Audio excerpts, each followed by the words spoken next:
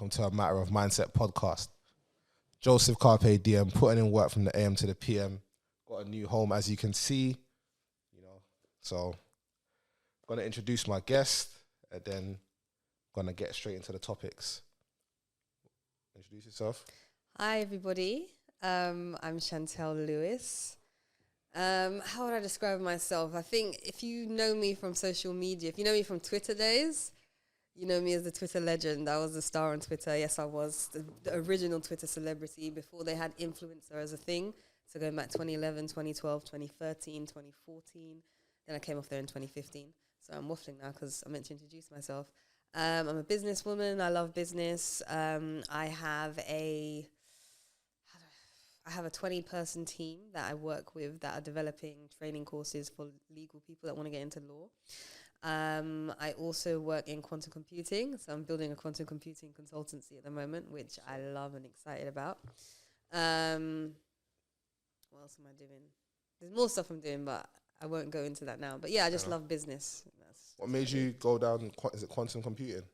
Yeah, I just was fascinated by quantum technologies because I was researching at first about blockchain and cryptocurrencies and things like that. So I was very interested in that market. And then somehow I stumbled across quantum technologies and I was like, what's all this about? What's quantum computing? And that's when I found out about this completely new emerging market and new technologies. And it's like basically a new way of computing, which is completely different to everything we've ever known. Okay. So it's fascinating. Like the world's going to be very, very different in 2030 to what it is now. Completely different. Yeah. So that's why I got into that. You're quite a controversial person. Some of the stuff you say does trigger a lot of people. What sort of started that? You know what's funny for me? When I made Twitter back in 2011, I just made it and used it as a, not as a diary, but as a thing. I just talked to myself. I've never asked anyone to follow me. I just went on there and I used to just knock out tweets. This is before it was even on a mobile device. It was on the laptop or the computer. So just log in and just talk to myself. And for some reason, people would, latch on to my words and follow me and then retweet and then, stuff like that. So I'm just like, look, if you don't agree, you don't agree. That's fine. Like, I don't actually care because I just tweet what I want to tweet. That's all it is. So I think that because my mindset is different, like I don't follow the norm, I don't conform. I think because of that, I by default become a controversial character. Whereas I don't think I say anything controversial at all. It's just that I don't appease emotions. I just share my thoughts and observations in a way that's just. Have you been called a narcissist? Narcissist? No, I haven't got that one. I haven't actually got that one. Because I've been told the same, that how I don't really care about people's emotions and I don't really appease people's feelings. Because even on my bio on Clubhouse, it says your feelings are not more important than the truth. I would assume you have the sort of same philosophy. Yeah, 100%. 100%. I removed my bio because I had an investor that was looking at my Clubhouse. I thought, you know what, the best thing is let me remove my bio. And then after I removed my bio, I was just thinking, so basically my bio said, don't follow me if you have a victim mentality. Don't follow me if you start talking about patriarchy and structural racism and sexism, colorism, and all this ranting. I just said, don't follow me if you're like that. We're just not aligned. Yeah, we're not aligned. There's no point in you following me if you complain about these things. Feminism, no. Let's talk about the victim mentality because I hear you say that a lot. What are the signs that someone has a victim mentality? The sign someone has a victim mentality is when they use blame. So when they blame others for their circumstances or the conditions that they're in. So an example of somebody with a victim mentality would be, oh, I didn't get that job because of white supremacy. So if I was white, I would have that job. But because I'm not white, that is what stopped me from getting a job. That is my example of a victim mentality. If that makes sense. No, it makes total sense. And you know what? If you don't get a job, why do people think that they always go to the color of their skin as the reason why they didn't get a job? Maybe you just didn't fit the criteria. Yeah, I think it's just because of heavy indoctrination through the media and through society, which keep pushing this narrative of white supremacy, of systematic racism, and all this stuff. So they push that agenda. So then a black person going to an interview and they don't get the job, they're like, oh, it's because I'm black.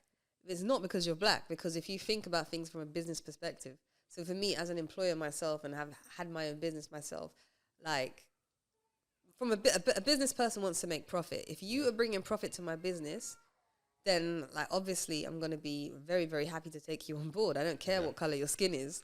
If you are bringing profit to my business, we're winning. Yeah, and that's how like a CEO or a business owner thinks. They're not going to not hire you because you're black. It doesn't people are not getting it. And then if they want to say, well, slavery, think about slavery. Slaves were black people that they had working for them. Yeah. If they hated black people so much, they wouldn't even got them as slaves. One of the first slaveholders was actually black, which is, I think his name is Anthony Johnson. You can look it up. One of the first slaveholders were black. So when people talk about this whole slavery stuff, people don't actually do the research. I think, again, they hop onto narratives and they just identify themselves with the victim narrative. 100%. You see it all, especially on Clubhouse. Clubhouse and Twitter are the worst for that. People just hop onto these. It's a very emotion-led, like low vibrational platform, these platforms. So you'll notice the trends. Like, as you know, when I come in your rooms, I always say to you, Joseph, watch this, because I'm very to the point and stick to the point. I never personally attack anybody. I never insult anybody. I just talk on the topic, and then people get triggered because of their own insecurities. So it happens every single time. So yeah, the victim mentality has been pushed heavily by the media and all these things and all these people that are coming out saying, we've got to fight against the white people of this. We need to see more black representation. Yeah, representation, all this rubbish. It's like, that's not what's going to help us. What we need help with for black people is to change their mindset. Because if you see yourself as less than, if you see yourself as disadvantaged, if you see yourself as a victim, if you see yourself as, I think someone once said they're dealing with post-traumatic slave disorder. Is that raw? I've never heard of that. Somebody said that. I was like, bro, you were born, like, you were never a slave. Yeah. Your parents were never a slave. Your grandparents were never a slave. But you're saying that you have trauma from slavery? What? It's insane. And then what they do say then, to argue, so people watching this are like, excuse me, Chantelle, but she doesn't know about generational curses or generational trauma or, this type of rubbish. I do believe that some things can be passed down through generations genetically, and also dysfunctional behaviors, 100%. But to say that trauma from slavery when it's never been a lived experience of yours or your parents or your grandparents is a big, big reach. It's actual rubbish and nonsense. Because your parents are not traumatized from slavery. Yeah. So how the hell are you in 2022 saying you're traumatized from slavery? You've never even seen it. You don't know what happened. You know what, Like, when I was younger, I used to hear my mum say to me that how, as a black person, you need to work twice as hard as white people. And when I used to dismiss that. Whenever she used to say that, I used to just blank out. Really? How come? How did you know to blank out? Just wasn't trying to hear that.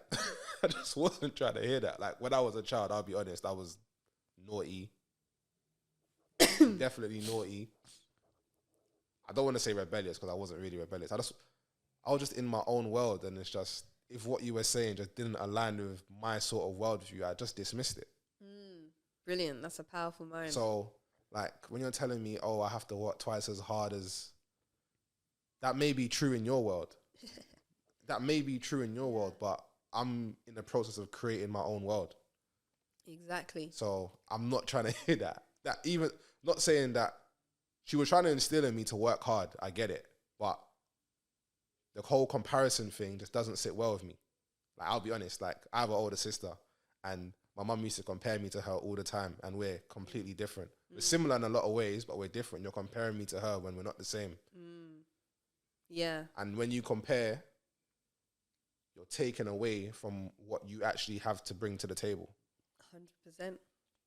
So, 100%. I'm so glad you said that, because, any black parents listening to this, I hope they stop doing that, saying to their children, you have to work twice as hard as the white man. You have it because it's just not good, and it's not even true. And it's like you're immediately setting up your children to fail because they have a belief that they're disadvantaged. They literally believe when they look in the mirror and see their black skin, oh, flipping hell, I'm disadvantaged. I have to work twice as hard purely because of the color of my skin. And it's not true. And I actually had somebody that came to interview recently for one of the jobs that I had.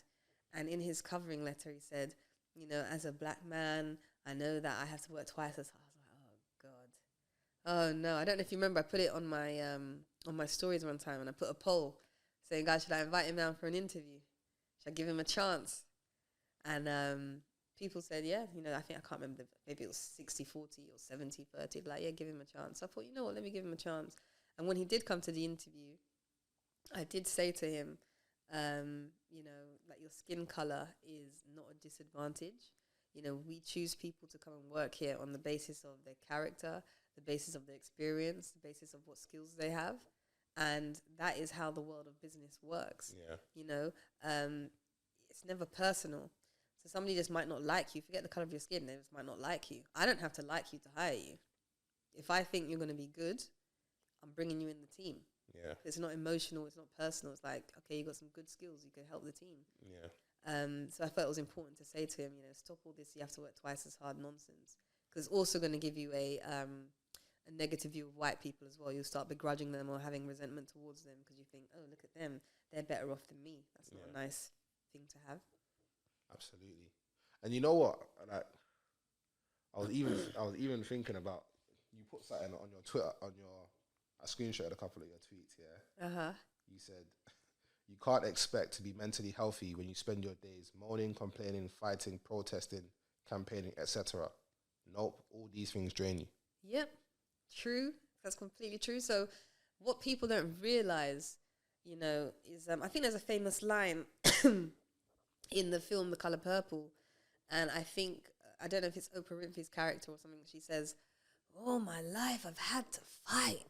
And she's like, I'm tired. And you can see she just looks mash up, you know? She just looks like a rundown old black woman that's just had to fight. And obviously, you know, that film's based on, I think, during slavery times or whatever. So, you know, it's kind of relevant then. But the point is, it's now 2022. And you got so many people, like especially black people, that are draining their energy fighting like imaginary battles. Yeah. You know? And I'm like, you could use that same energy to build your own business, to get your health together, to strengthen your relationships, to get your families together. Yeah. Because it's like fighting takes energy. It's a mental fight. And I always say this to people on Clubhouse when they're like, oh yeah, you know, I'm oppressed and all this rubbish. I'm like, boy, I'm not oppressed. Yeah, absolutely not. I'm not a victim. I said, I would hate to carry that heaviness. That's draining. They're like, oh, well, you're an exception. I'm not an exception. I'm a black person living in London. Yeah, they'll start referring to your skin complexion and stuff. Oh, that rubbish. Oh, colorism. Oh, you don't know. Like, dude, I'm black. Do you know what I mean? Like, black comes in many different shades, in many different hair textures, many different eye colors. And it's all black. Do you understand? Like, yeah. And you know what, yeah? You said something about I think it's just the world now. The world is just on such an emotional vibration. So you can ask someone, what do you think about this? And they'll respond, I feel like. I just laugh. Like, people don't even think no more. They don't. People actually do not think anymore. Everything is, I feel this, I feel that.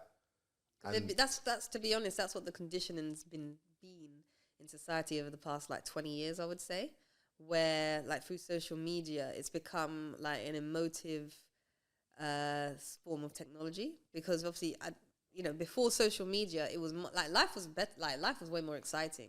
You'd go to a party, you would meet people in real life, you'd interact in real life. And now it's like people get this buzz from, you know, somebody liked my picture, or somebody followed me, somebody put a fire emoji or love heart eyes or whatever under my pictures. Even though these things are irrelevant and mean nothing whatsoever. Yeah. But nowadays, people take it serious. So they're always in their feelings. Does that make sense? Yeah. Every time they open their phone and look at their notifications, oh, I feel like, so... They're in their feelings, so that's why they're unable to detach from that. And even if you remember, there was a room of yours that you had the other day that I was in. Was it yesterday? Not yesterday, the day before yesterday. Yeah. And remember, there was a girl that got upset with me with what I said. Yeah. And the funniest thing was she said she agreed with my point. And then somebody asked her, well, so why were you upset about what Chantelle said? She goes, well, because it's the way she said it. Now, when anytime someone's saying that, it's like, but you've heard the words, you agree with the words, you agree with the point, but you don't like the way it was said, then you're showing me that you're emotionally inept. There's a disconnection there because it's not about how you feel. Fact is fact. The sky is blue. The sky is blue. Like I said, the sky is blue. The sky is blue. The sky is blue. It doesn't matter how I say it. It's the sky is blue. So why are you saying the way I said it? So that's a very weak argument you hear from people that are not emotionally well. They say, I don't like the way you said things. Yeah, my delivery has been questioned and been put under scrutiny a lot of times. It's not what you're saying, it's your delivery. It's your delivery. Just say, I would rather you say that I don't want to hear what you're saying. I would rather you say that because this delivery thing is a cop-out. And I'll be honest, when I used to harp on how things were said, I was very immature in my thinking. 100%. I was very immature in my thinking. I was a child mentally. Yeah.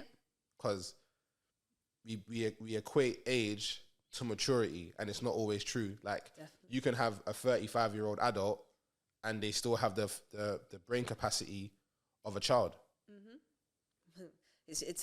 Unfortunately, it seems to be majority that way. It's not even like it's a small amount. I think we're walking around in society and seeing people like, oh, I'm 30, I'm 40, I'm 50. But really, they're still 8 because they haven't like mentally grown up and matured. Yeah. So I completely agree with you. I was mentally immature in many different areas, in many ways. But as you grow to know yourself and you get your immaturity up, you realize it's not about how you feel. It's about like, what is the person saying? You're able to look at something objectively rather than it's always about your feelings being appeased. Yeah. I want you to sing it to me in a nice melodic harmonic way. Like, oh yes, the sky is blue. Yeah. But once you reach certain levels of maturity, you don't care. It's like, you could say it to me just roughly like, the sky's blue. That's true. And you know what as well, yeah? Where I'm at in life now, yeah? When people are honest with me, like, I have a bit more admiration for them. Like, during COVID, like, I hadn't seen my family for ages, and I just moved house at the time, and my aunt comes to visit me, and like, within 2 minutes of her coming through the door, she's like, "Oh, Joe, you put on weight?" Or I said, "Oh, I'm like," I said, "I know it's true. It's COVID. I've been eating bad. Gyms haven't been open. Put on weight." I think everyone did. Yeah, I didn't take it personally though. Yeah. If that's it's someone else, it's like it's observation. Someone would be like, "How can you be fat shaming me?" Like, fat shaming. If I've put on weight, yeah, please tell me. Please tell me.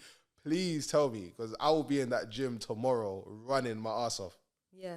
Like, I don't want to get complacent, and there's power in the truth. That is it right there. There's power in the truth. That's why people get triggered when you free the realness to them. Yep.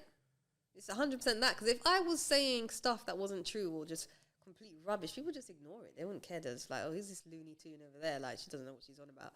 But when I say things, that's why I put on my Instagram bio, I said, my stories make people uncomfortable. Because I'm very aware of what I'm saying. I'm very aware that there's no filter. I'm very aware that it's raw. So it's like, if you're not in that place of maturity and security within yourself, you're going to get triggered. You're going to get triggered if you watch my stories, if you are not in that place within yourself. Because I do not say anything to appease your emotions. I'm not trying to make you feel good. I don't give sympathy. I don't do that. I just say what needs to be said, and that's it. You know? So, sorry. Cool. I think a lot of it's to do with, just immaturity. And people just don't heal themselves. You know, they want to blame. Like, like the symptoms of somebody that's unhealed is when you're blaming others. Oh, it's the white man, it's white supremacy, systematic racism, institutional racism, blah, blah, blah, blah. Like, when they're going on about these things, it's very like, you have no idea, because the truth is you that is the master of your life, is you that is in control of your life, is you that's put yourself in the circumstances you are now, is you that's responsible for how you respond to every single thing that happens in your life. So if your response is, it's the white man, it's white supremacy, you're powerless. Because your power's in the other people's hands. It's not in yours, because you're saying everything's down to the white man. So you are actually the person that's promoting white supremacy, because you believe in it. Crazy. you're the one putting white people up above black people. Put them on a pedestal, absolutely. And when you're in the process of like developing your own mind, you don't really put anyone on a pedestal. Like everyone has to earn their merit. So no one is above me in my thinking. Like, so I can hold you in a certain esteem, but I value myself more so, not even more so than I value anyone else. But I have to see myself as valuable. You should value yourself more than anyone else. You should, because you are you. You are put on this earth to be happy and to enjoy this earth and to love yourself and respect yourself. And then after that, you're able to give to others. You know, like the saying, I think if you're on a plane and something happens, whatever, they say, put your mask on yourself first. Yeah. So you have to love yourself first. You have to value yourself first, always. So like, you have to put yourself first. If you're married in a relationship, of course you got to put yourself first. Like, you know, that's just how it should be. I think there's this unhealthy idea. Like, if anyone says to you, I can't live without you, cut them off. They're not ready for a relationship at all, because that is toxic. That's unhealthy attachment. That is just weak. And it's very unattractive. What do you mean you can't live without me? What kind of rubbish is that? Like, you're showing me that you're unstable. You're not in a good place internally. You know, 'cause I think a lot of people lose themselves. You got to always remember and have your own vision of what you want to achieve in life. And then, you know, everything else is an add-on. Everything else is, and that's why I say to people, you should never be looking for love and these type of weird things like that are normalized, but it's not. That's not a way that people should live. Yeah, absolutely. I want to talk on attachments, because you literally spoke on attachments, and I done an episode previously on attachments called suffering with my friend Shamari. Shout out Shamari. And I was thinking about it at the time when he was saying it. Like, not that I didn't fathom it, but I kind of had to experience it, because like I was at a job that wasn't good for me, wasn't really heading anywhere, and I knew I had to detach from myself from this job and leave, but because I was scared of actually letting go, it was holding me back. And I just want to bring it back to what you're saying about relationships. People can be in unhealthy relationships knowing that they need to let go and knowing that they need to detach, but they don't. So because of their unhealthy attachment to their relationship, they bring about their own suffering. Exactly. That's why I say to people, listen, people seem to say like divorce is a bad thing. Divorce, it can be a very good thing, because some people, they get married and then they worship the marriage. Like, oh my God, they use it as their identity. I'm married. I'm married. I'm married. It's like, so what? It's like, who are you? How is this marriage serving your life and your life goals? You know, if you're in a situation that's blatantly toxic, the man's beating you up, the man's regularly cheating on you, the man shouts in your face, the man puts you down about your appearance and calls you stupid and all these things, you shouldn't be in that situation. Get out of the situation. But when you have that unhealthy attachment, like you said, they're going to stay in it. You know, so I always say to people, if a man or woman, if someone ever says, I don't believe in divorce, red flag, get the hell out of there, because they have a desperation and attachment to the being married. They think that's what defines them. They think that's what gives them some kind of caliber or ilk or status. But the truth is, a healthy relationship is a healthy relationship.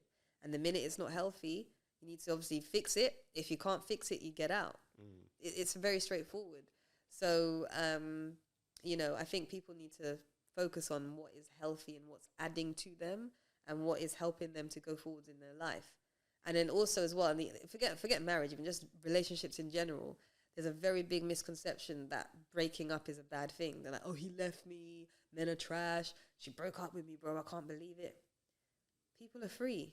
And just because a relationship ends is not a bad thing. It just means, okay, it served its purpose, it served its role, and you move on. Yeah. Nobody owns anyone. I think people think they own people. You don't own anyone.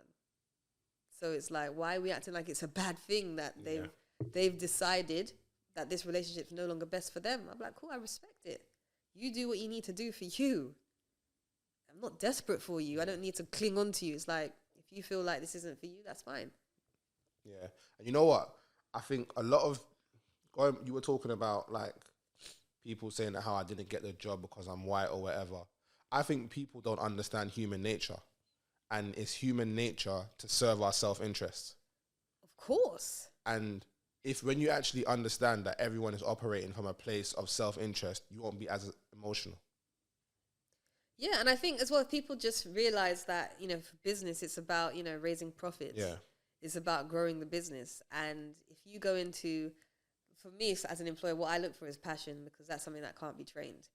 You either care or you don't.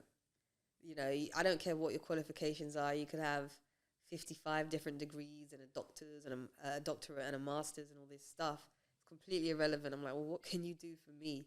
You know, what's your belief? What's your driving factor? What pushes you to be your best? You know, do you care about the business? Do you want to, you know, grow as a person? Those are the things that I look at. Yeah. And also your experience is you know, experience is way more valuable to an employer than your qualifications. And I think that's another big issue out there in society. So I'm digressing. No, that's cool. But I think that, you know, the media and society has pushed this whole idea of go to school, do A-levels, then go to university to get a degree, then you'll get a good job. You know what? If you go and get a master's, you'll get an even better job. Ooh, if you do a doctorate, you'll get an even better job. And that might have been true about 30 years ago. But around the time of the year 2000, degrees completely lost their value, because it's like society changed and now everybody was getting a degree. So they no longer were, ooh, wow, you got a degree. Yeah. It's now as common as muck. So from an employer's perspective, it's like, you got a degree, everyone's got a degree. That's not impressive to me. Yeah. But so the people that have that didn't go to uni and just worked their way up from, I don't know, age of 16, 18, whatever it is, and they developed experience, 5-6 years experience, while these people are at university and further education, they then now, you know, they've completed their degree, they've graduated, and they can't get a job. And they're like, what the hell? I was told if I go to university, I'm going to get a good job with a good salary. Yeah. But this is a deception. That's not true. Employers don't give a damn about your grades, bro. Like, they don't care about that. It's about what your experience is, what your attitude is like. Are you passionate? What do you have to bring to the table? Do you have confidence? Because again, if people don't have confidence, it's very, very rare that I would give them any kind of opportunity, because I'm like, you don't rate yourself. You don't believe in yourself. So why the hell would I believe in you? You don't even believe in you. Yeah. You can't even look me in the eye in the interviews. Like, things like that do put me off. But, you know, with this company, I do have a panel. So I take on board the other two people in my panel's views. Yeah. Because they're coming from very different perspectives. So I'm a bit easier on this one. But when it's just me solely for like something else, a different industry as well, because this is legal, but in different industries, like my quantum computing, I'm not taking on board anybody that's not passionate. Yeah. And that's not confident. Yeah, I was going to ask you, like, one thing I've heard, like, people that have their own business say, like, when they hire people, like, it's hard to teach passion. Like, you can't teach passion. It's impossible. How do you deal with that? You know what? I remember the first time I ever hired anybody, I was 19 years old, because I had a B2B telemarketing company that I set up. And when I got people to come to the interview, I got them to do because these were like telemarketers, and I got them to read a pitch, like a script to me. And mate, some of them were just shaking. I was like, oh my God. I was like, don't be and I'm 19. And I'm thinking, damn, like, don't be nervous. It's just me. Like, they were proper nervous, couldn't get their words out. They just had, like, no confidence at all. And these people were older than me as well. I only hired one person younger than me, and everyone else was older. The oldest person on my team was 40. But yeah, like, when I see that, I felt sorry for them. It makes me feel pity. Yeah.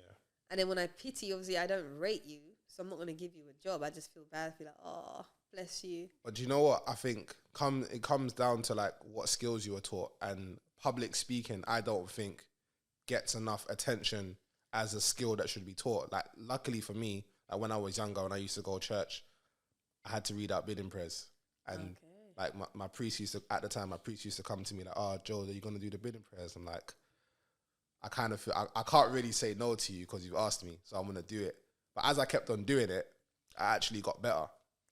Yeah. I'm not saying that my public speaking is the best, but I'm confident to speak in front of people. Yeah, I didn't realize how big an issue public speaking was for people until like later on in my adult life, because for me as well, naturally, I've always been a public speaker. I've never been shy. I just, since I was a young child, I remember my parents' friends would come over. I'd be like, I could dance like Michael Jackson, hee hee. And I'd like dance for them. And I'll go up to strangers and talk to them. I'll go on a stage in front of hundreds of people and talk. Like, it's nothing to me. Like, it's just, I don't understand why people would be nervous. I don't get nervous. No, I think it's just something that needs to be developed. Like, Yeah. there are some people that may be gifted in that field of public speaking, but public speaking maybe for some people may need to be developed. Yeah, I definitely, yeah. So I'm saying if you do struggle with public street speaking, which a lot of people do, it's a common thing. Because, you know, in terms of the three biggest fears in the world, I think public speaking is above death. Serious? Yeah. That's I mad. think you can look it up, but I think, yeah, public speaking is actually either the number one or number two fear in the world by the majority. So, yeah, people are terrified of it. They hate it. But I think it's definitely a skill to develop, you know. Yeah, absolutely. I've taken some not underqualified, underqualified or underexperienced people over people that are overqualified and overexperienced just because they had better chat. The fact you're able to keep me engaged and run over my interview time that I had scheduled. Yeah. I'm like, you got to come and join my team. You got something, mate. You got something in you. That is great.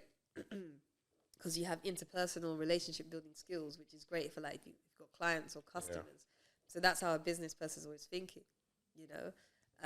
Like I said, every interview I've had, I've got the job. I've never had a job interview and not got the job. Never. And I think that's because, first of all, I know I'm amazing at what I do. Like, if I come and work for you, you're getting an asset. And I carry that energy into the room. And the employer knows. I'm like, they think they're interviewing me. I'm interviewing you. Because I'm looking at them, well, why would I come here? Let me see what you're about. And employers love that energy.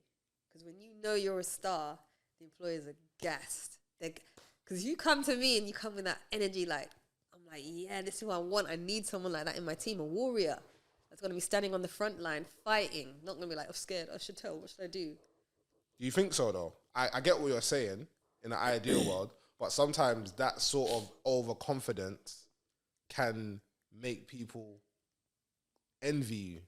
I do get what you're saying, but there's another side to that. Like, if you're a bit too boisterous with your skills and your qualities, it can throw some people off. And we see it all the time. Like, even on Clubhouse. Like, this person's full of himself, or this person believes in himself too much. Like, so I get what you're saying, but there's another side. What I would say as well, like, of course, yeah, let me not mislead anybody, because, again, it takes experience and it takes a track record and it takes a portfolio of some kind to be like that.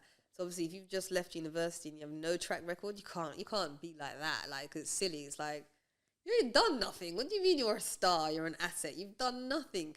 But, you know, still always have a positive. I remember my first ever job interview when I was 16 years old was for Office Junior, for a solicitor's office. And it was so long ago that I found the job advert in the newspaper. Like, I don't know if you remember, they used to have job adverts in the local paper. And I remember I saw it and I thought, I had no doubt in my mind. I just finished school, just finished year 11, summer holidays. I said, I'm not going back to school. I'm not going for further education. I was done with it. I'm going to get a full-time job and make money. And when I saw the job advert, and the salary was 8K for the year, I was like, oh my God, £8,000 for the year. I'm balling. That's like £140 a week. And, you know, that was big money for me, right? And I remember telling I have three brothers, but I remember telling my older brother and my younger brother was in the front room as well. I was like, I got a job interview tomorrow. And I was like, yeah, when I get the job, I'm going to buy this, I'm going to buy that. And my older brother, he's very different to me. He's very like logical and sensible and the odds of this and the odds of that. And I'm not. And he said to me, you mean if you get the job? And then my little brother echoed him. He's like, yeah, if you get the job. I was like, listen, when I get to the job, this is what I'm going to buy. So when I went to the interview, it was a very easy interview. He just asked me where I lived and how old I was. And he's like, perfect, can you start tomorrow? I was like, yes, I can. So obviously I get back home, I'm gassed. I'm like, yeah, guess what? I got the job. And I think it was more about, I just had no doubt in my mind. I just went there with good energy, smiling and eager. And the employer could pick up my energy, you know. Yeah. He was quite a grumpy old Jewish guy, but, you know, he just loved my energy.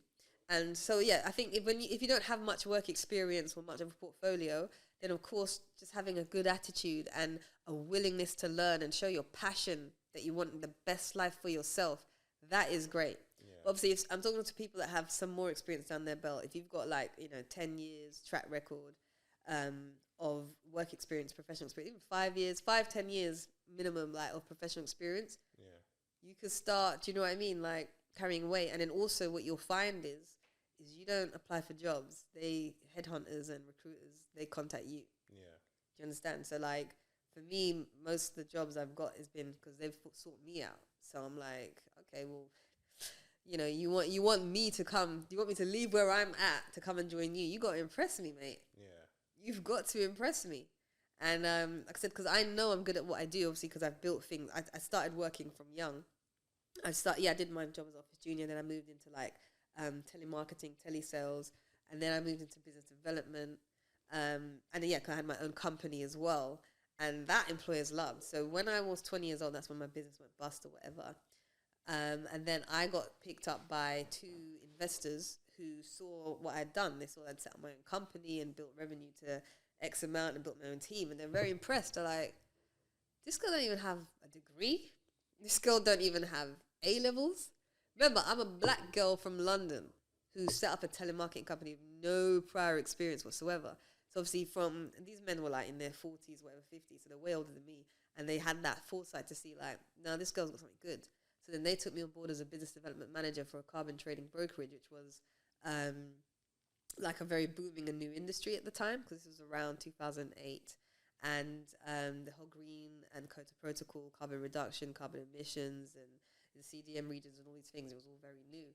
But they saw something great in me. So then through them, I learned next level professional stuff. I was meeting with C-suite levels of private equity firms and compliance buyers of carbon credits and the massive energy companies, EDF Energy, Scottish Power, Centrica. So I'm meeting the CEOs and the presidents and directors there, and in the private banks, Dexia, Barclays Capital, all these places. And I was 20, I was 21 at the time. And I was just wow, I'm going to the Gainsborough Club and Lansdowne Club and all these places and learning how the game works. And they put me on a salary of 40K when I was 21. And I remember my friends who were uni, oh my God, that's such a good salary. I was like, you man, this is a major downgrade for me. The money I was making in my business, this was so much less than what I was earning before. So financially it was a downgrade, but it was a great learning opportunity for me from there. But it's just because my friends were going the university route, they just graduated, they're struggling to find jobs, they're finding jobs on 18K, 20K. And these people, they just spent years at uni, and they came out some of them with first class degrees from top universities, London City University and all these places, Warwick and all that. And again, that just goes to show the contrast because obviously if you go to uni, when I think about it, your confidence isn't really going to be built in your professional capabilities. I can't lie, my confidence was probably at times at its lowest at uni. I'll be honest. No, it makes sense, because all you're doing is going to lectures and writing dissertations and stuff like that. So you're not going to actually know what your skills are or capabilities are in a professional environment. Yeah. So when you're going into interviews, you're nervous because you're never worked in an office before. What the hell? What do I say? How do I answer? But because obviously me, from the age of 16, I'm used to working in offices and in office and office and office. Yeah. So I know how I am in the work environment compared to a graduate who has no idea. Yeah. So I get that when they go to interviews, employers a lot of the time, they're not blown away by them. Yeah. Because like I said, certain jobs I've got jobs over people with first class degrees from Oxford and Cambridge. And like I said, I don't even have A-levels. I love to emphasize that, because again, people say on this whole, the education system's unfair. Black people are blocked from achieving, good grades. I'm like, who needs good grades? What's good grades going to do for you? Probably impress your family. Exactly. Probably impress your family. Because realistically, a lot of these top people, like the Elon Musk, the Bill Gates, the Richard Branson, they don't have no degrees. And they're top guys. I don't even know about Jeff Bezos or whatever, but these top guys, they don't have degrees. And I think I can't remember if it was Elon Musk or one of them said, I don't have a degree. I don't have a degree, but people that have degrees make great employees. I hire them. My team, I have a team of, 100 people that all have degrees. I don't need one. Do you understand what I mean? It's like such a contrast and a catch-22. I think, like, a lot of people don't really have a ruling class mentality. So going through life, they can only see themselves as a great employee. They can never see themselves as the owner of a company. As the boss. And as the boss. And that's it's not even a bad thing. But I think when we normalize that, it does have an effect on the psyche. Yeah. Like in the 50th Law, there's a book by 50 Cent and Robert Greene. There's a section on ownership, and it says, make everything your own, extreme ownership. And it says ownership starts in the mind. Yep. Everything actually starts with how you think and the mind. And everything. That probably goes back to why people think, not even that they think, that why they have a slave mentality. Exactly. And you see the difference. That's why I was trying to say, it's like, I know most of those people on Clubhouse that are coming at me, they don't have no team they're managing. They just have a job, right? They probably, I don't know, earning 30 grand a year, 40 grand a year, 100 grand a year. They just got a job. And that's a very different experience to even having any kind, like having your own business. It's completely different. And when I say own business, I'm not talking about people that just have a company, and they sell products or sell a service. You're a freelancer or you're self-employed. But having your own business means you have at least one person that you manage or that you have employed, that you pay their wages to. That's when business is real. Because when I first started my business, it was just from home.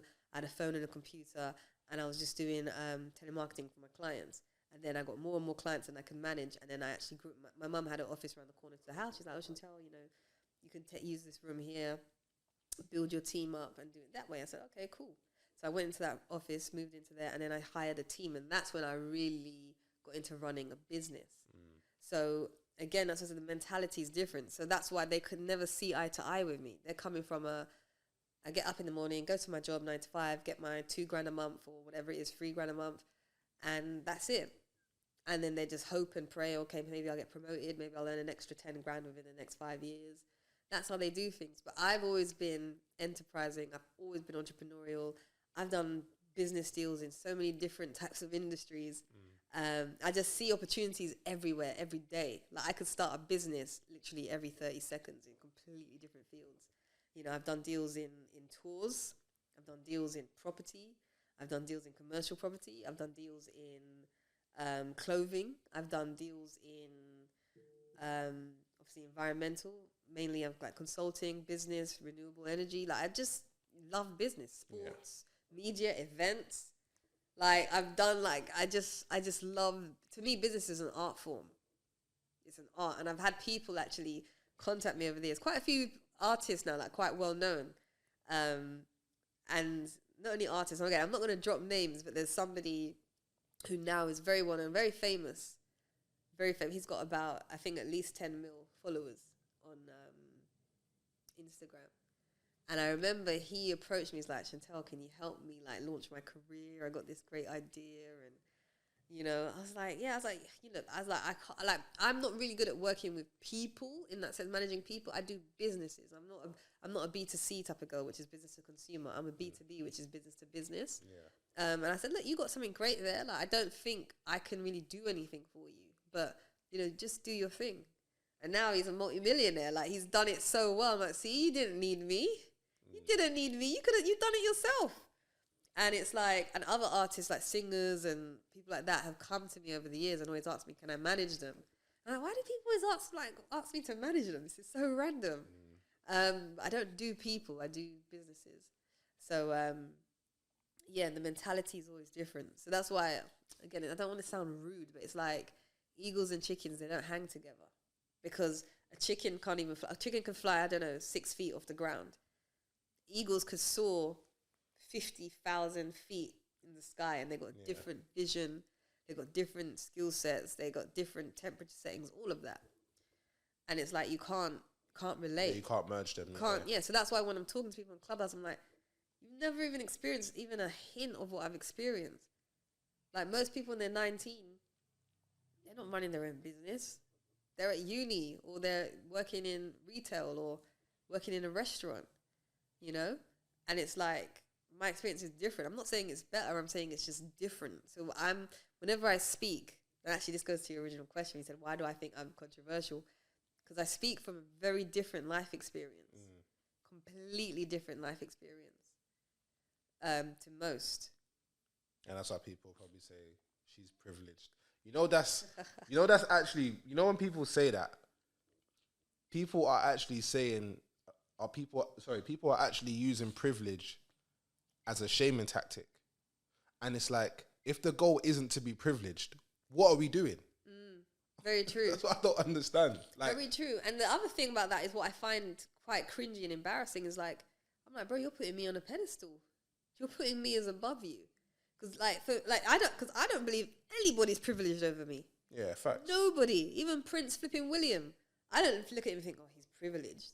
I think, okay, that's his journey, his life settings. He was born into that family. I wasn't. But there's nothing that Prince William could do that I can't do. That's how my belief is set up. The minute I start saying someone, oh, he's privileged, he's white, he's privileged, he's born in the royal family, he's privileged, his dad gave him 50 million for his 21st birthday. They're not privileged, it's just they had a different thing. Yeah. So the minute people start calling me privileged, what they're doing is they're putting me above them. Yeah. And I'm thinking, don't do that. Like, you're not less than me, but you see yourself as less than me. So people always project. So whenever someone calls me arrogant, I'm like, no, you think I'm above you. Yeah, totally. And it's when they say living in your head rent free. I'm like, you're putting my opinion on a pedestal. My opinion and my perspective is just my perspective. It's not. It's not that it's better than yours or I think you're less than. My opinion is just my opinion, and 100 times out of 100, I stand by what I say unless my opinion change when the facts change. Yeah. But other than that, it's just my opinion. You could take it or leave it. That's why I say to people as well, because a lot of these things now with black women, you probably heard it, when a black man says, I don't like black women or I don't like dark-skinned women, they kick up all this fuss, right? You've probably seen it on social media. And I just think black women are going out sad. Do you know how pathetic you actually sound by caring about what a man's opinion is about women and about how they look? You sound like a loser, bro. Like, you sound so pathetic. Said, I don't get a black man can say to me, I don't like black girls. Like, cool. Or you can say to me, black girls are ugly and disgusting. Okay, cool. Doesn't bother me. And often people saying, oh yeah, but you're light skinned or whatever. Okay, cool. Say to me, you can be more specific. I don't like light skinned girls named Chantelle. Cool. I think light skinned girls named Chantelle are disgusting. Cool. It doesn't make a difference. It doesn't take away from who I am. Yeah. It doesn't affect my life in any way. So why on earth am I going to go on a rant? Well, why is that? Oh, who do you think you are? It's rooted in colorism, rooted in self-hate. You must hate your mother. What? Like, the hell? So why are these girls so pressed about if a man says, I find black girls have a bad attitude or they're ugly or whatever he wants to say? Because what's the problem? Because they say, no, I don't have a problem with a black man not liking black girls, but it's like when he tries to put down black women, that's a problem. But why is it a problem when he tries to put down black women? That's what I want to know. Anyone at home in the comments? Why is it a problem if a black man chooses to put down black women? Why is that a problem for you? Why does his opinion have power over you? Why does his voice matter to you? Why are you concerned about him not finding black women attractive or finding them ugly, disgusting, repulsive, or whatever it is? Why is that a problem for you? So I don't even know where I'm looking. I'm trying to look at the camera. I don't even know where I'm looking. Do you know what it is? I think with that, a lot of times it's an individual thing. It's not a collective thing. Well, Joseph, I would hope that. But if you look on TikTok, if you look on Twitter, and if you even speak in Clubhouse, we should do a room by it soon. You hear it. You hear it all the time. Oh, it's rooted in colorism. It's rooted in self-hate.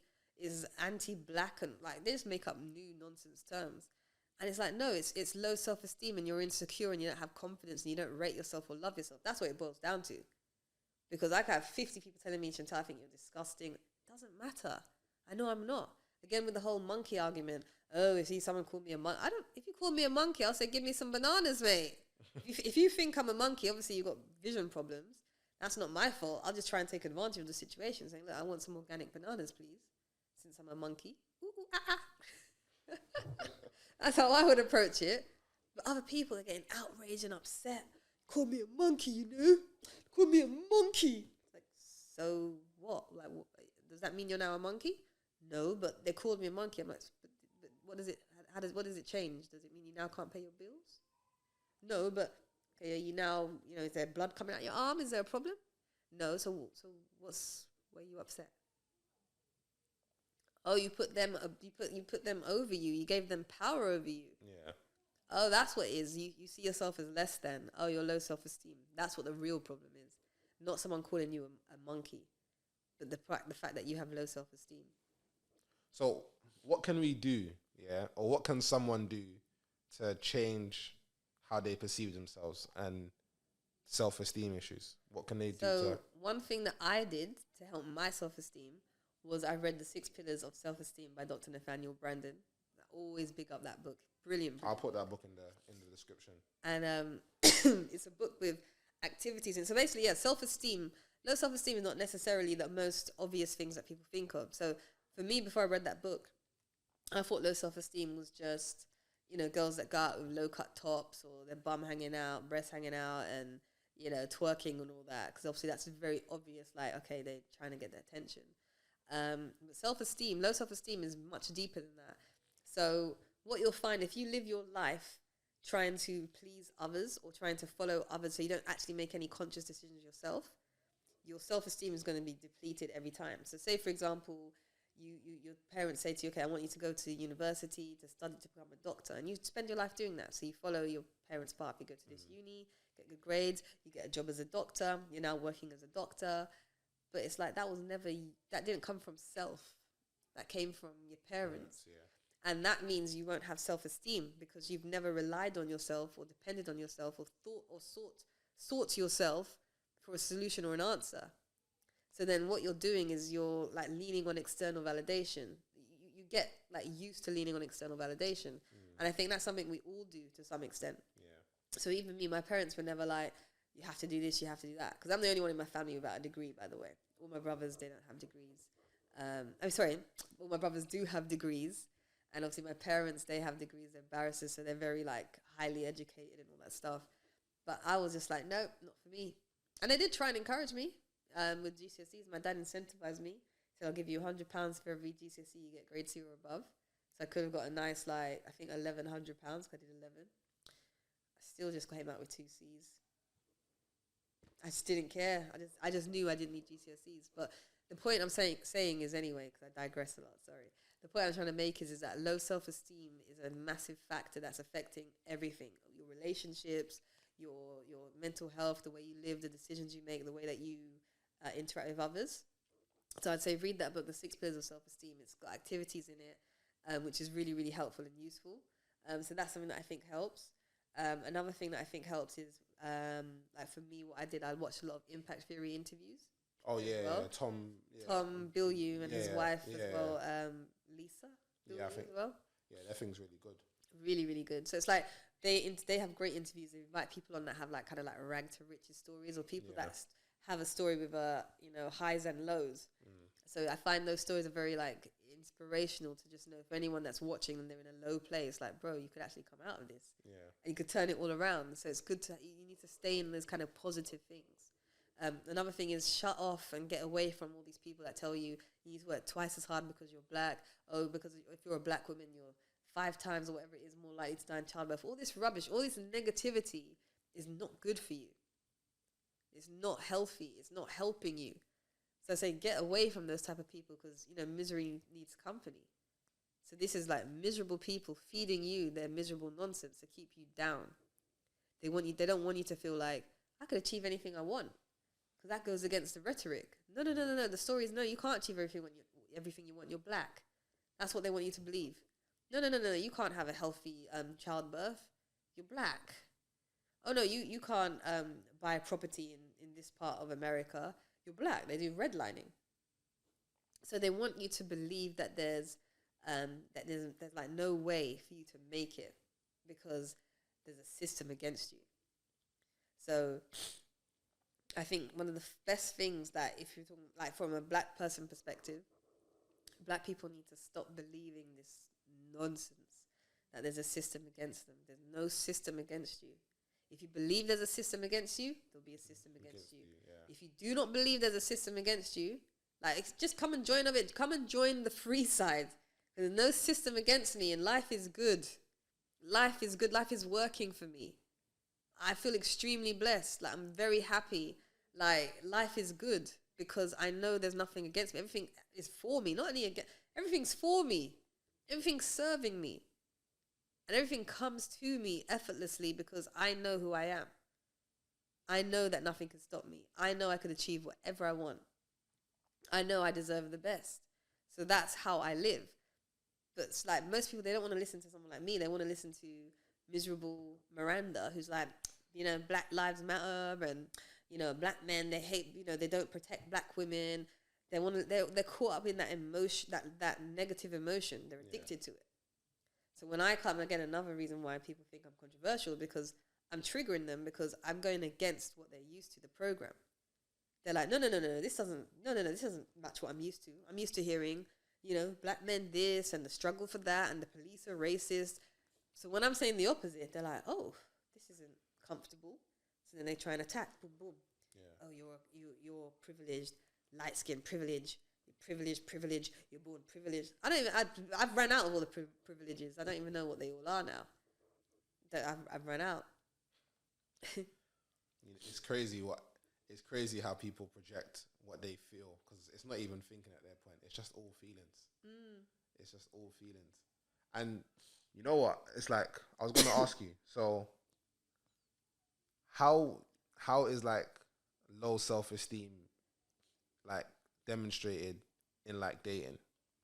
Because I was having a conversation on Clubhouse, yeah, and I was basically saying that men that lead with their money have low self-esteem.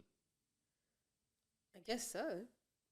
Because I can't really speak from the men perspective, because I've never been a man, but as in, women say that this is what women say. Women say that men are always trying to bribe us, not bribe, but sort of lead with their money and sort of win them over through their money. Okay. So I'm like, if that's true, isn't that because of low self-esteem? That they think that you're not going to like them for them, so they lead with their money? Yeah, I guess so. Definitely. Yeah, when you put it like that, 100%. If you don't rate yourself and you think all you've got to show is your money, then you obviously have low self-esteem, because you're hiding behind money as well, this is what will get the girls. Money, money, money. But it's like, no, what will get the girls is you. Just being yourself. And in women, I think the low self-esteem is shown in this desperation, which is usually, you know, if he doesn't respond to your message within half an hour, if he doesn't message you or call you every 5 minutes, if, you know, he goes out somewhere and you're watching the Instagram stories to see every single post and look in the background, you're checking up on him all the time. He's saying, oh, you got to message me, good morning, beautiful, and all this rubbish. Like, when you're doing things like that, then obviously you got low self-esteem and you're not ready for a relationship. You know, you're talking about, okay, well, you know, you have to buy me this on Valentine's Day. Then there's no freedom. So I think low self-esteem manifests in a lack of freedom. Because when you have self-esteem, there's freedom. You know, like with me and my partner, we choose each other. Like, he's chosen me, I've chosen him. There's no, like, he's doing anything because I want him to do it. And there's no, I'm doing anything because he wants me to. I just do what I want to do. And he does what he wants to do. But when you have low self-esteem, you're like, well, you have to do this for me. You have to do that. Yeah. And then the man or woman say that, like, okay, say it's a girl. I'm saying, well, you have to message me good morning every day or whatever the thing is. Yeah. Now, if a man starts doing that, he's just doing it because you've said to him you want him to do that. Yeah. That, for me, is whack. That's rubbish, because he doesn't want to message you good morning. Yeah. He's just doing it because you're going to cuss him otherwise. I'm like, what? As a woman, that is like so beneath what you deserve. Yeah. You deserve a man that wants, if he wants to message you, good morning, he'll message you. If he doesn't message you, he doesn't message you. He's doing what he wants because he's free. So again, that's a respect thing as well. Yeah. I respect your freedom to do whatever you want. Yeah. And I think that's important to note. Like, this is like one thing I say to people as well. I'm like, don't do this thing because you feel like you have to. If you don't want to do it, just don't do it. Because even with me, like, as a child, like, when I was told to do chores, like, I just done it with just a bad attitude and stuff. And now that I have my own place, that bad attitude is not there because I see the importance of being tidy. Exactly. And just in general, again, as you said, people are free to do what they want. So all this, I'm doing this for someone, or I'm doing this, do it because you want to. Exactly. Don't do it because you feel like you have to. If you don't want to do it, don't do it. Exactly. And that's, I think, another thing that's causing a lot of relationships to break down. Yeah. Because when people feel forced or trapped, that's when cheating comes in. So when a man feels like, okay, I have to do this, I have to take her on this date, I have to take her to dinner at this place, I have to buy her gifts, I have to put rose petals and balloons and all that rubbish in a room and all that just cringy crap, which is purely, like, whenever I see people post balloons and rose petals everywhere, and I'm like, okay, red flag, that relationship's in trouble. That relationship's in trouble. So I'm saying when people do those things, it's not because they want to do it, it's because they feel they have to do it. Yeah, they feel compelled to. Yeah, yeah. They feel they have to do it. And then, the other side of that as well, they're just trying to impress people on social media. So it's not even about you, sweetheart. He's just trying to make himself look good. So he's actually using you. So then anyway, so cheating comes in because it's like they're not happy with you, but they don't have the courage to tell you this relationship's whack. So they'll just cheat and just continue lying to you because they've been lying to you all the way through. They lie to you when they message you, good morning, beautiful, and they don't want to. That's a lie. They lie to you when they take you to, Hakkasan or whatever, and, buy you a nice meal when they don't want to do that. That's another lie. And they just don't want you. So when the man's used to not choosing you, he's used to just doing things by routine or default or because he feels he has to, pressure, then he's going to cheat, or she'll cheat as well, and the other way around. If you make a woman, I don't know, wear certain clothes that she doesn't want to wear, which is crazy anyway, but say that's mad controlling if someone did that. But say a man's like, you're not allowed to wear this, you're not allowed to wear that, so she follows it, she's going to feel like rubbish. So she's going to be, again, looking for something on the outside that will make her feel good. So cheating comes in when people feel trapped and they don't feel free. But when you both feel free and you know you're free to leave anytime the door is there, that's when I find that people genuinely build stronger relationships, because it's like, wow, I'm completely free. This girl trusts me. She leaves me to do what I want to do. Like, I'm only here out of choice. And it makes the man feel secure and feel like she's respecting me as a man and my decision-making process. She's respecting me. But when a man feels like, okay, he has to report to you, back to you every time he goes out, every 5 minutes. Yeah, just with the boys, just having a drink. Oh, yeah, the DJ just played a song. I'm sitting down. No girl's spoken to me. Like, that's just, she might as well be in school on report. Totally understand. Welcome back. Part 2, just a quick intermission, Obviously, my lovely guest, Chantelle Lewis. Obviously, she's in a hurry, so I'm just going to ask her a few questions, have a little conversation, then that's going to be our episode done for today. Chantelle, what's something that was important to you that isn't as important anymore? That's a good question. What's something that was important to me that is no longer important to me anymore?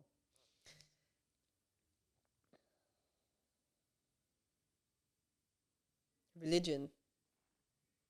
Elaborate. So I grew up obviously in the church, born and raised going to the church.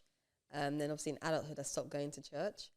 But I still, because basically I got saved, they said that, when you go to church, you say the prayer that Jesus died on the cross for your sins, or your sins will be forgiven. Then that's your way to get into heaven. And I said that prayer when I was 11 when I went to Kensington Temple, and there was a play called Heaven's Gates and Hell's Flames. And I was like, oh my gosh, 11-year-old me was like, I don't want to go to hell. So I said the prayer, invited Jesus in my heart. So I was like, okay, that's it. I'm done. I'm saved.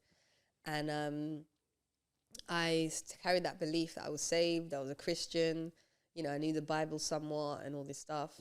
But my life hadn't truly changed. It hadn't truly changed. So by the time I got to about 28, that's when I started, questioning things.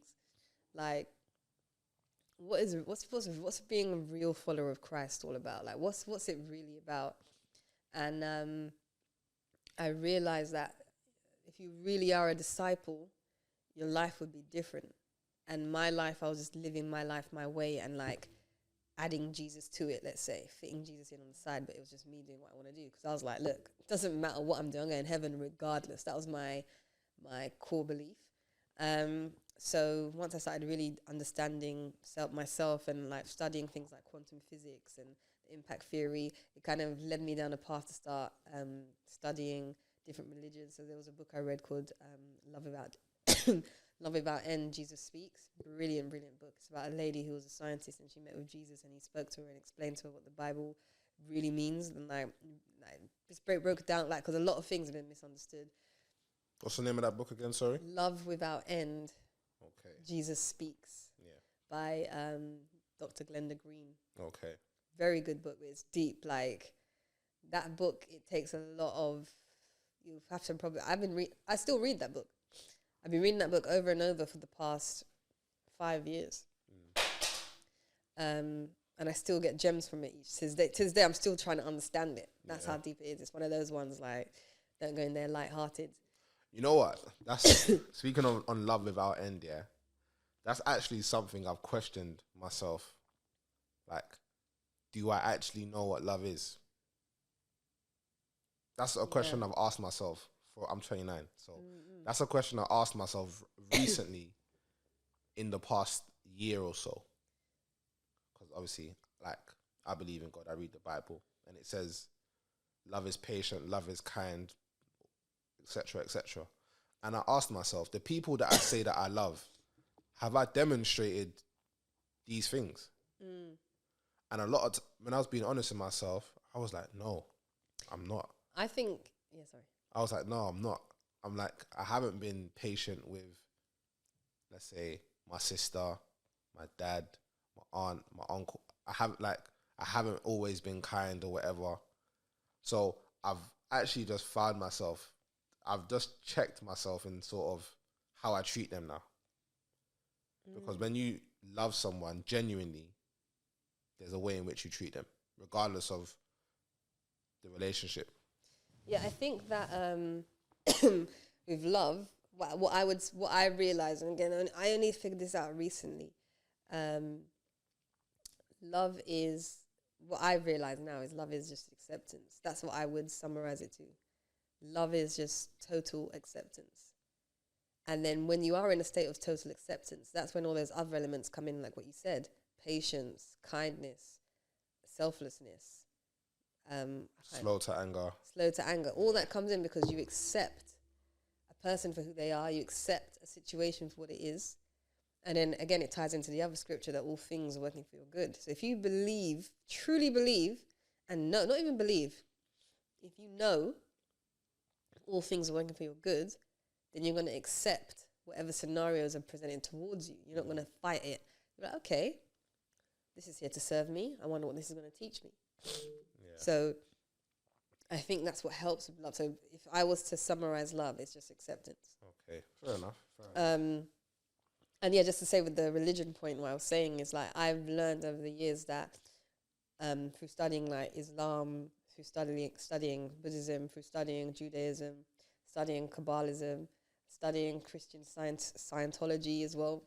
Very interesting. Like they're all saying the same thing. Hinduism, they're all saying the same thing, but in a different way. Yeah. That's something that I've learned. So I've realized that religion, it doesn't matter. It doesn't matter if you're Muslim going mosque, Christian going church. It's completely irrelevant. And you know what?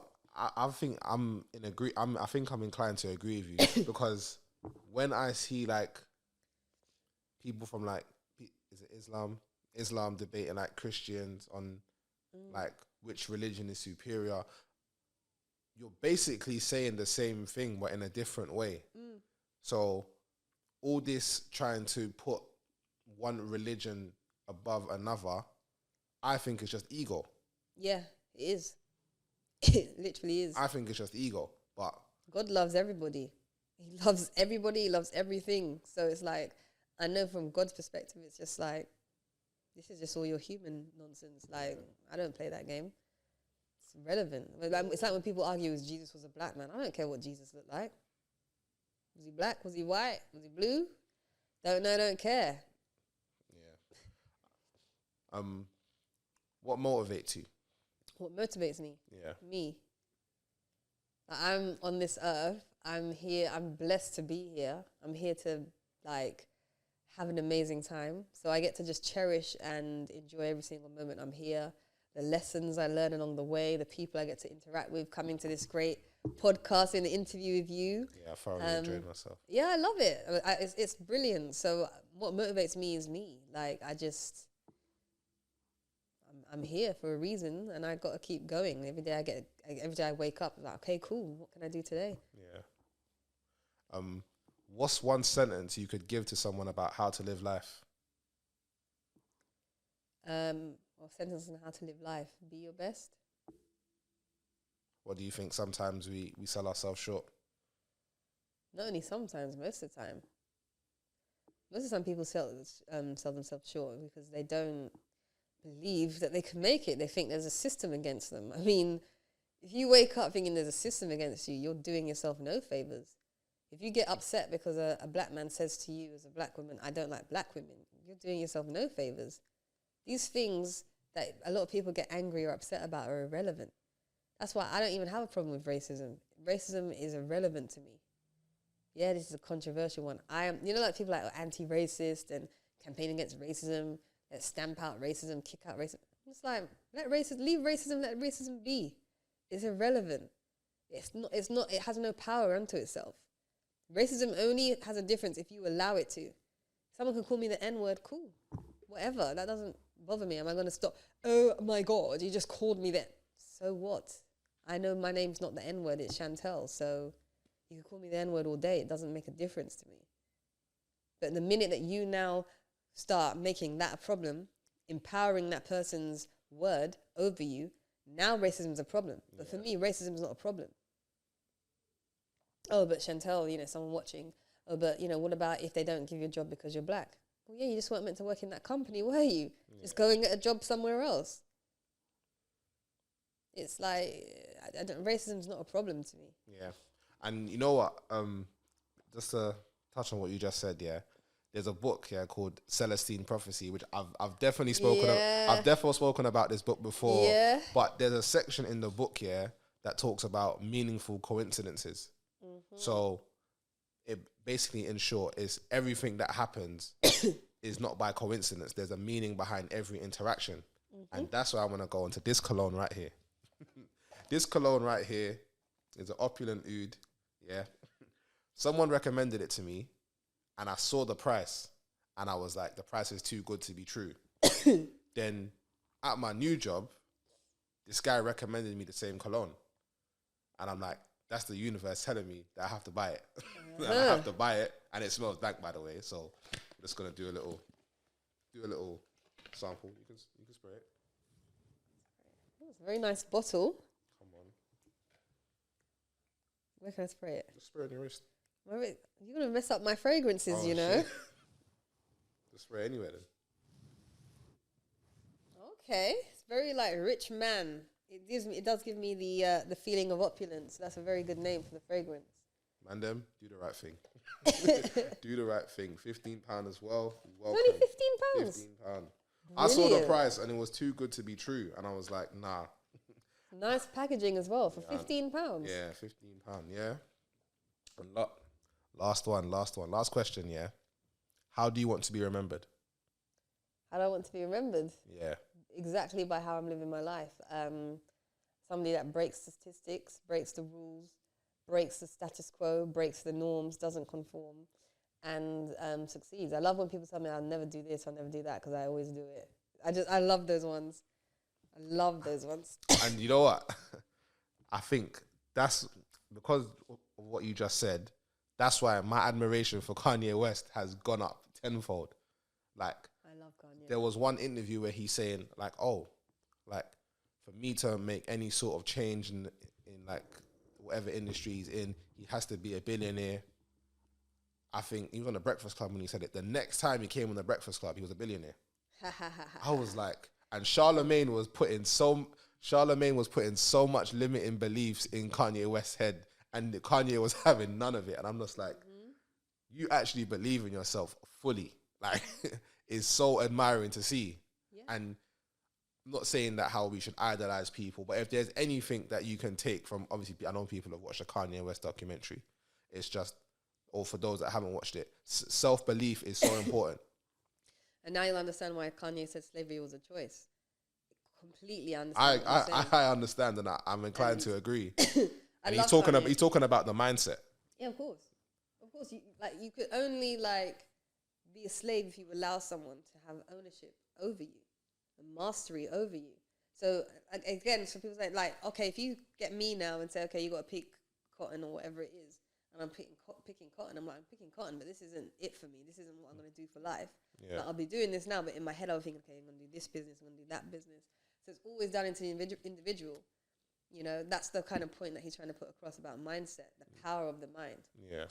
And Kanye is my kindred spirit. Yeah. Kanye is like one of my besties in my head. I've just, from the moment he came out and I was, a young person, I just got him. I loved his energy. And people say that to me often when they speak to you give me Kanye energy. I'm like, yeah, that's a compliment. Yeah, for real. And one of my friends, Chinny, she calls me Shanye West. I love that one. I'm like, I take that. So yeah, Kanye, if you do watch this, we definitely got to do dinner, my buddy. Come on. We got to do dinner, pal. I mean, and that's going to wrap up today's episode of A Matter of Mindset. Chantelle, appreciate you coming. I thoroughly enjoyed this episode. Tell us where they can find you. You can find me on Instagram at Chantelle Lewis Twitter. And you can find me on Clubhouse if I go on the app. And it's just at Chantelle Lewis. But I'm not on Clubhouse often, but yeah, you can find. Those are the two places you can find me. Fair enough. I mean, that's today's episode of A Matter of Mindset done. Joseph Carpe Diem, putting in work from the AM to the PM, normal. Thanks, Joseph.